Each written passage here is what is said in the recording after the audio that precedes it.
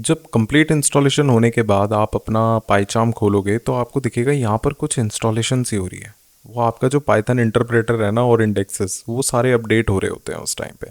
तो अगर आपके सिस्टम पे डिपेंड करता है, अगर वो अपडेट हो रहा है ना तो आप अपने सिस्टम को ऐसे ही छोड़ दो थोड़ी देर। ठीक है। आफ्टर द इंस्टॉलेशन अगर आपको यहाँ पर कुछ भी फाइल नहीं दिखती है, पाइथन फाइल नहीं दिखती है, तो आपको घबराना नहीं है। सिंपली आपको इस पाइथन प्रोजेक्ट पे राइट क्लिक करना है and then new, and then simply कुछ भी नाम रख दो। जैसे मैं रख लेता हूँ मेन डॉट पी वाई, बिना स्पेस दिए डॉट पी वाई लिख देना एंड देन एंटर। आपकी पाइथन फाइल बन जाएगी। ठीक है। सो इसी पर ही हम सारी कोडिंग करेंगे पाइथन से रिलेटेड।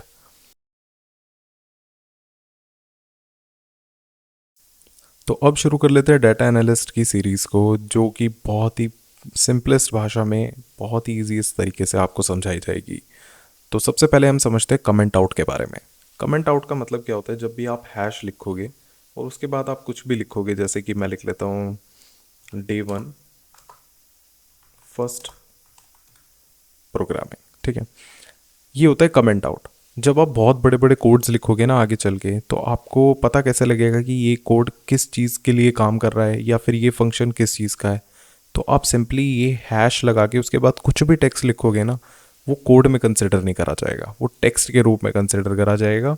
एक छोटा सा आपकी जो है नॉलेज के लिए या फिर आगे चल के आपको ध्यान रहे कि ये किस चीज़ का कोड है, क्या फंक्शन कर रहा है, तो आप इसके आगे कुछ भी लिख सकते हो। वो कोड में जो है फंक्शन नहीं करेगा, कोड में जो है कुछ भी फंक्शनैलिटी नहीं रहेगी। आप सिंपली अपने आप ध्यान रखने के लिए, जैसे कि आपने मैथ्स में आपने अपने बचपन में पढ़ा होगा कि आप जब भी बड़े बड़े सवाल सॉल्व करते हो तो उसके जस्ट साइड में आप एक ब्रैकेट में कुछ ना कुछ शॉर्ट नोट लिखते रहते हो, जैसे कि pi C P C T common या फिर L H S equals to R H S, ये सब एक ब्रैकेट में लिखते रहते हो ना, जिसकी कोई वैल्यू नहीं है बट एक छोटा सा नोटिस जिसे बोलते हैं। तो ये भी कुछ उस तरीके से, ये इसे कमेंट आउट बोलते हैं। हैश के बाद आप कुछ भी लिखोगे ना, वो कोड में कंसिडर नहीं करा जाएगा, बस आपके ध्यान में रखने के लिए, आपकी नॉलेज के लिए। अब शुरू कर लेते हैं अपनी फर्स्ट प्रोग्रामिंग। सिंपली स्टार्ट करेंगे हम प्रिंट से। हम लिखेंगे सबसे पहले print and then bracket and then double quotation marks. Double quotation marks के अंदर हम लिखेंगे, कुछ भी लिख सकते हैं, जैसे कि hello world, and then shift, simply हम शिफ्ट प्लस F10 दबा देंगे। तो ये देखो यहाँ पे हमारा हेलो वर्ल्ड आ गया। अब हम कुछ भी लिखेंगे ना इसके अंदर, जैसे कि मैं लिख लेता हूँ print bracket double quotation marks and then hello PyCharm, shift plus F10। तो ये देखो हेलो पाई चार्म आ गया। तो ये है सिंपली, आप बहुत ही बेसिक सी चीज़ है कि आप कुछ भी प्रिंट कर सकते हो। जैसे कि हम प्रिंट लिखेंगे ब्रैकेट डबल कोटेशन मार्क्स, अब इसमें हम लिख लेते हैं हेलो वर्ल्ड, फिर उसके बाद RN, फिर उसके बाद पाई चार्म, फिर उसके बाद माई पीसी, कुछ भी शिफ्ट प्लस F10 लिखेंगे, आपका एज इट इज़ प्रिंट हो जाएगा। डबल कोटेशन के अंदर आप कुछ भी लिखो इस तरीके से, तो आपका जो आप चाहो वो प्रिंट करा सकते हो। ठीक है। बट अब मेन चीज़ आ जाती है कि हमें अगर प्रिंट करनी है एक लाइन ऊपर और एक लाइन नीचे, तो किस तरीके से करी जाएगी? तो उसमें हम स्लैश एन का यूज़ करते हैं। स्लैश एन कैसे यूज़ होगा मैं आपको बताता हूँ। प्रिंट ब्रैकेट डबल कोटेशन, जैसे हम लिखते हैं RN, और नीचे चाहता हूँ कि मैं आदित्य आ जाए, मेरे जस्ट नाम के नीचे आदित्य आ जाए। तो अगर मैं ऐसे भी तो कर सकता हूँ, यहाँ पे मैं आदित्य लिख दूँ simply shift plus F10। But ये तो RN और आदित्य एक साथ आ गया, हमें तो चाहिए RN ऊपर और आदित्य नीचे, कुछ इस तरीके से। तो वो कैसे होगा? हम सिंपली स्लैश एन का यूज़ करेंगे, print bracket double quotation marks and then RN, और फिर बिना स्पेस दिए /n and then Aditya, and then shift plus F10 दबाएंगे। तो ये देखो सबसे लास्ट में आपको दिख रहा होगा RN ऊपर आ गया, आदित्य नीचे आ गया। सो this is how you can manage your text.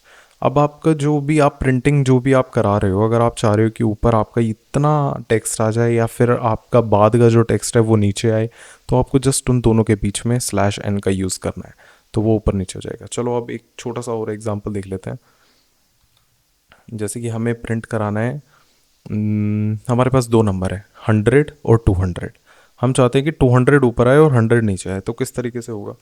Print bracket double quotation marks, हम पहले लिखेंगे 200 क्योंकि हमें 200 ऊपर चाहिए। फिर हम simply slash n and then बिना स्पेस दिए 100, सिंपली शिफ्ट प्लस F10 दबाएंगे तो ये देखो 200 ऊपर आ गया, 100 नीचे आ गया। अब मैं चाह रहा हूँ 100 ऊपर आए 200 नीचे आए, तो सिंपली सबसे पहले हम 100 लिखेंगे and then slash n and then 200, simply shift plus F10, आपका 100 ऊपर आ गया और 200 नीचे। So this is how you can manage your printing. तो इस तरीके से प्रिंट का हम यूज़ कर सकते हैं किसी भी चीज़ को प्रिंट कराने के लिए। और फिर जो है स्लैश एन का मेरे बारे में आपको बता दिया है कि स्लैश एन का क्या यूज़ है। सो ये था सबसे बेसिक, और कमेंट आउट के बारे में भी मैंने आपको बताया है। सो ये छोटी छोटी चीज़ों के आप अगर स्क्रीनशॉट ले लो और मेरे साथ ही परफॉर्म करते रहोगे तो बहुत ज़्यादा अच्छे से रिमाइंड रहेंगी, ये सारी चीज़ें ध्यान में रहेंगी तुम्हारे। और मेन चीज़ यही है कि इसको बार बार प्रैक्टिस करते रहोगे तो ये ज़्यादा लॉन्ग टाइम तक ध्यान रहेंगी। अगर एक भी दिन का बीच में गैप लेते हो कोडिंग से तो फिर आप डेफिनेटली कह रहा हूँ कि आपको बहुत ज़्यादा ऐसा लगेगा कि कितने दिन हो गए कोडिंग करे हुए। सो बेटर यही रहेगा कि जब तक कंप्लीट कोर्स ना हो जाए तो रेगुलरली जो भी चीज़ मैं बता रहा हूँ, जो भी चीज़ मैं कर रहा हूँ, तो मेरे साथ परफॉर्म करते रहो।